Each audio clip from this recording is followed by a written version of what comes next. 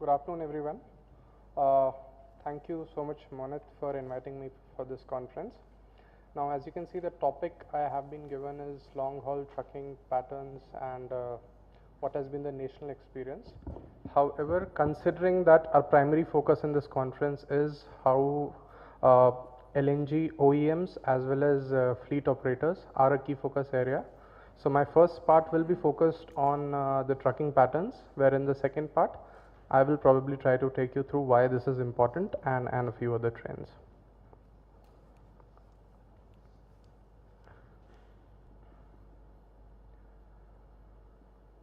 So I think most of you who are in the industry would be aware of what have been the long haul vehicle patterns, how much does the average truck travel in India compared to a few other countries. If I won't go back as much as 5 years or 10 years into the history, but probably focus on the last 18 months or so, and then probably take a forward looking picture about what's impacting the industry.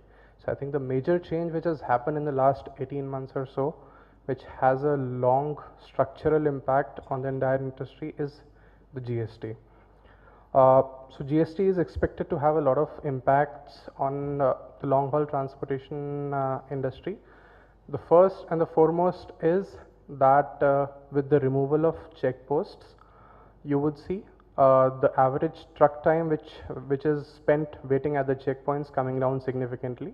This is expected to boost the overall efficiency cost as well as significantly improve the amount of kilometers the truck can travel in a day. There are more slides on that later, so just wanted to summarize that. Second is truck power in terms of the kind of duty or the power that the trucks are there in the industry, as well as fleet size.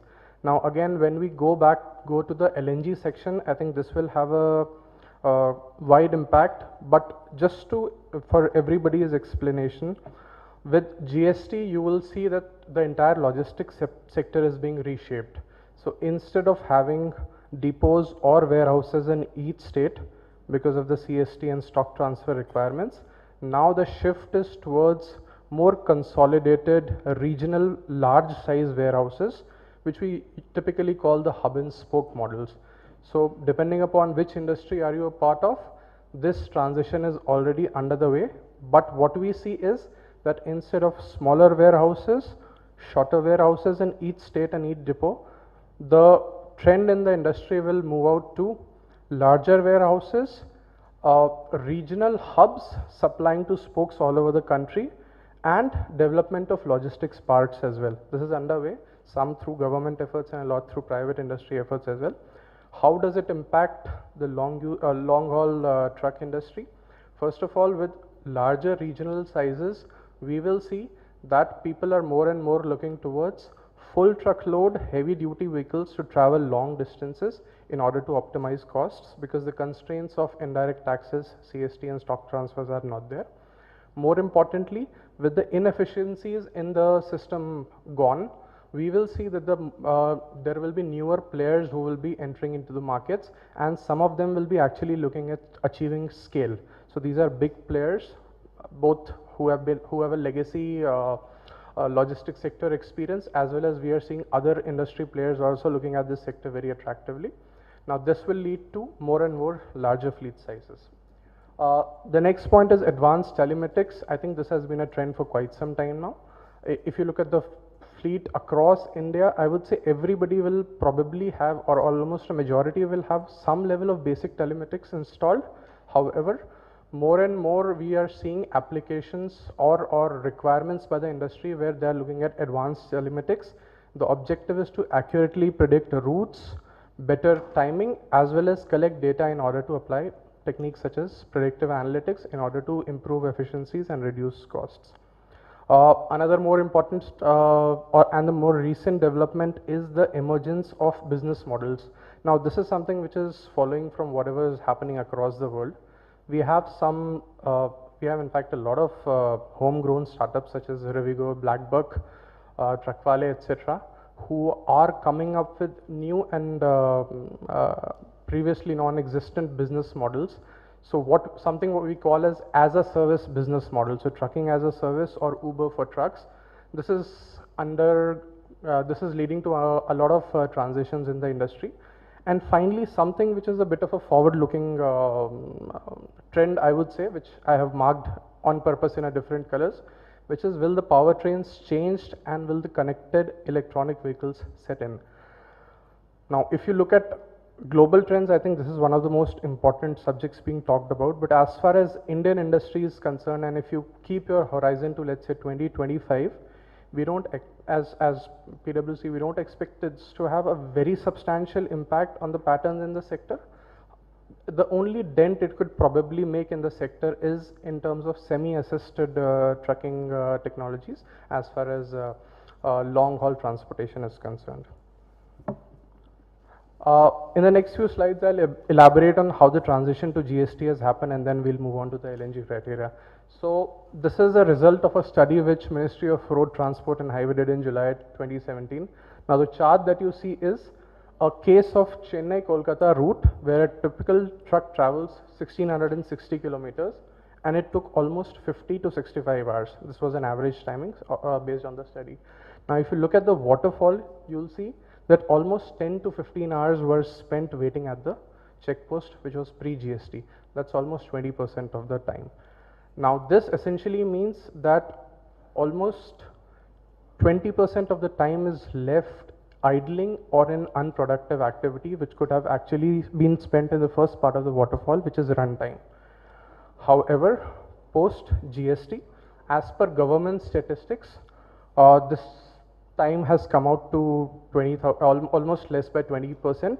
Why this is important is, in India, even in the base case before GST, the average mileage of a truck across a year was about 50,000 to 60,000 kilometers per year, which is substantially lesser than what they have in US, Europe and other countries, which is the numbers which I have stated.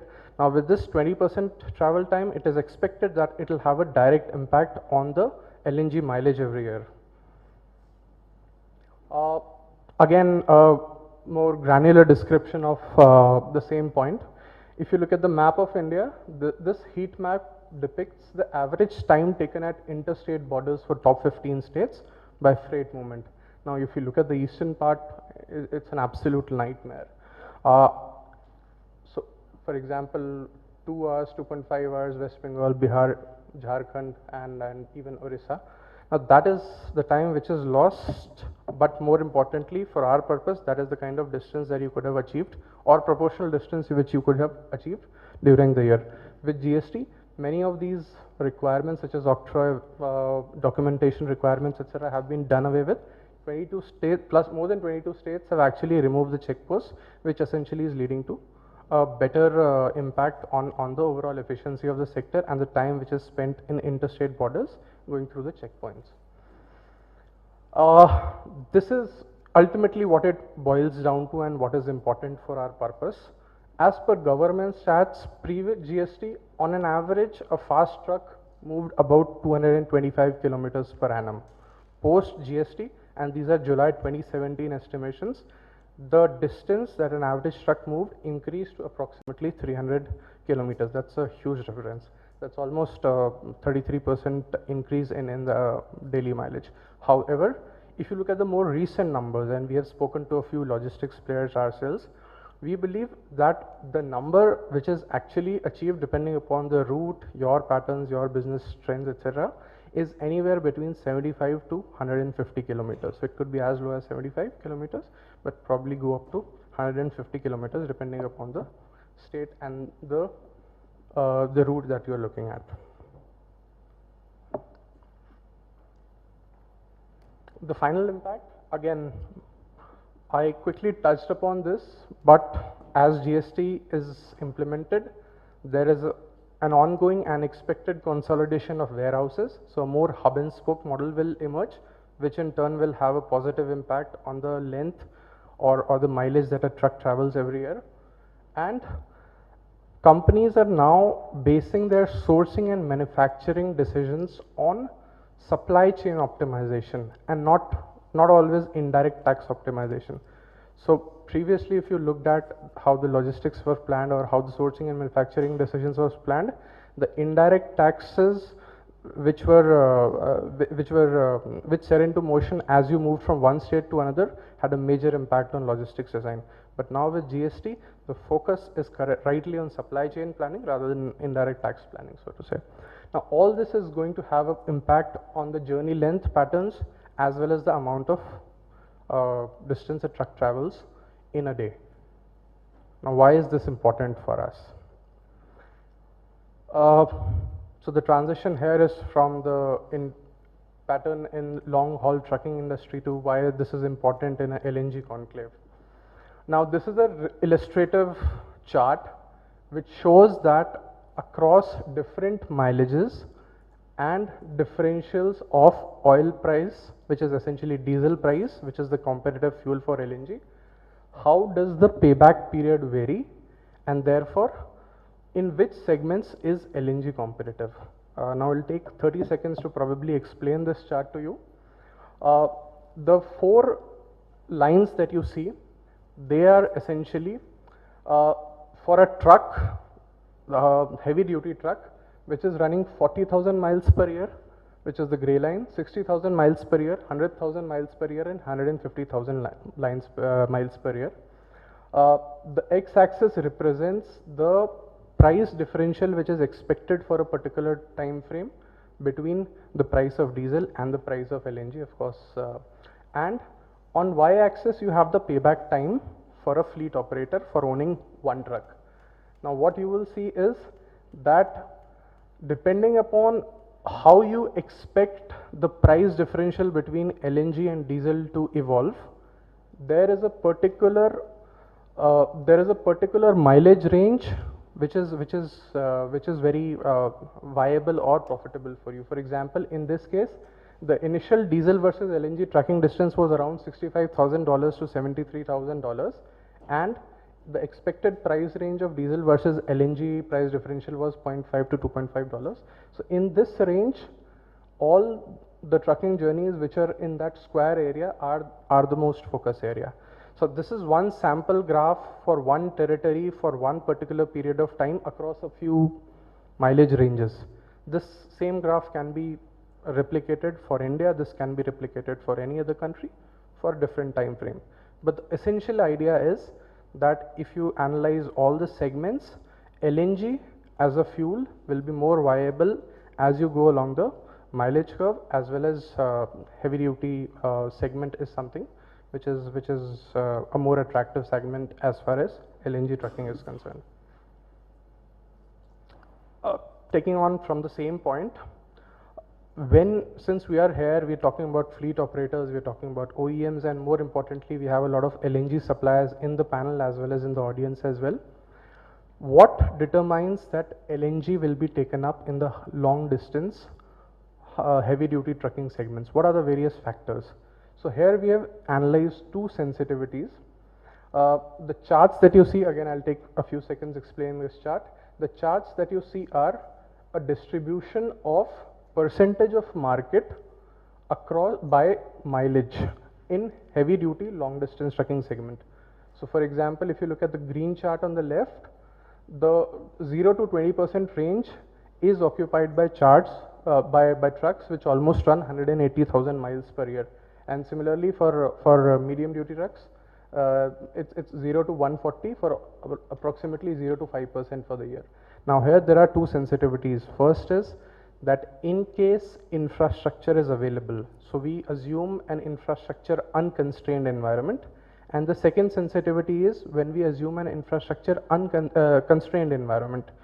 So if you assume an infrastructure unconstrained environment, which is that infrastructure is not a constraint, players will end up putting infrastructure wherever. So anybody who's looking to use LNG trucks will not face a problem of where to go for fueling my station, fueling my vehicle or my fuel. In that case, you can see that the green segment emerges as almost 100% probability area, which could probably be transported to LNG, subject to a certain set of economic assumptions.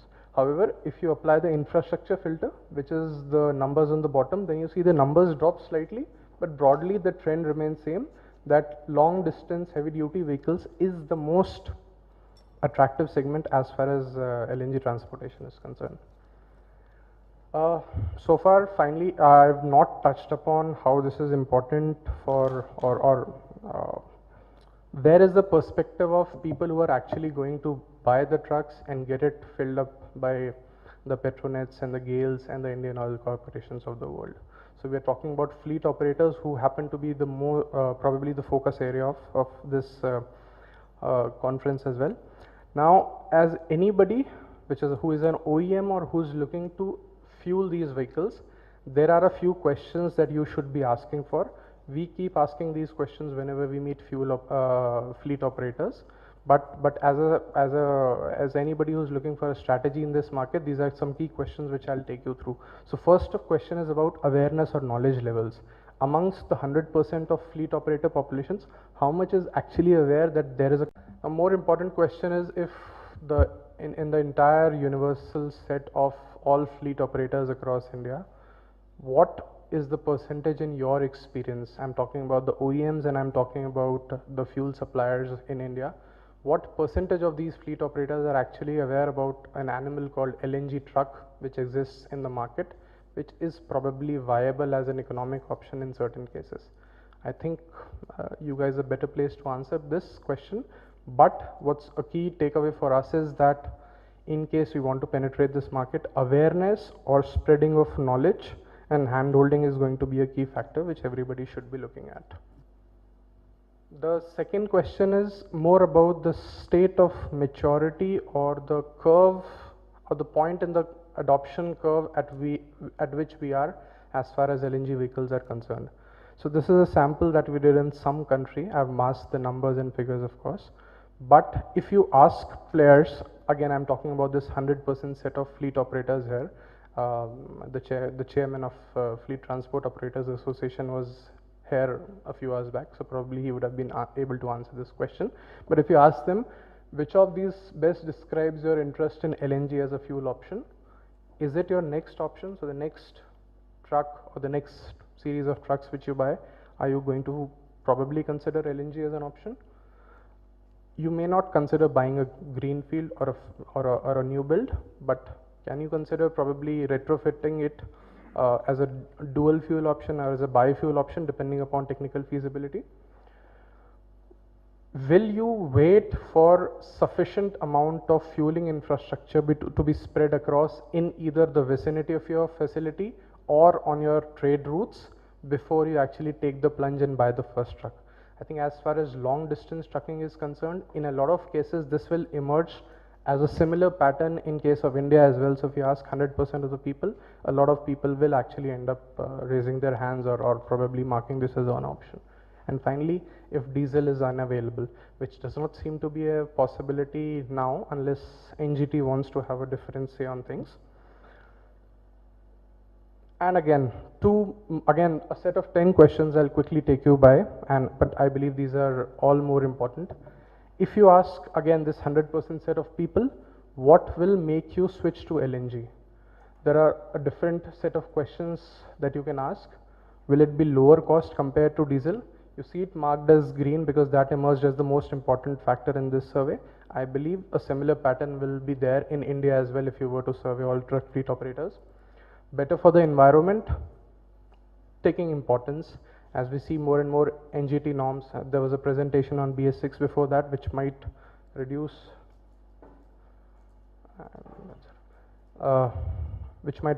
the difference between the polluting image of the two fuels to an extent. However, environment is an important factor. Helping India achieve energy independence, I believe this might go up or might go down depending upon whether it's India or other country. Good public relations.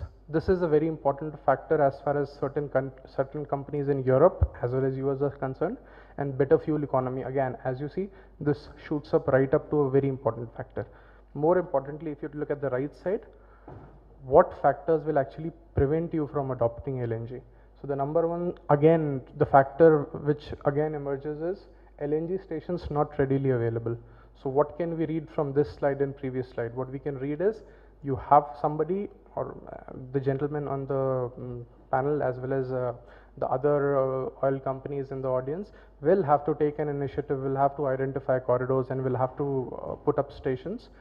depending upon their business analysis, but that has to be a critical first step before you will actually start fleet operators to converting to LNG. High cost of trucks, LNG trucks not easily available for purchase. This is important for OEMs. Lower residual value of LNG trucks. This will be a concern, but to what extent is something that we still have to see. Lower fuel economy compared to diesel, I think this is very important. But again, this, as we saw previously, will depend upon the prevailing oil price scenario and LNG prices scenarios, and LNG maintenance and repair infrastructure. I think this is something which complements point number 1, which is LNG stations availability. I think these two have to be there. People have to believe that they will not be stranded on a highway without fuel, and there will be sufficient maintenance available in wherever their trucks ply, before them to take the plunge and start trucking. That's it from my side. Thank you.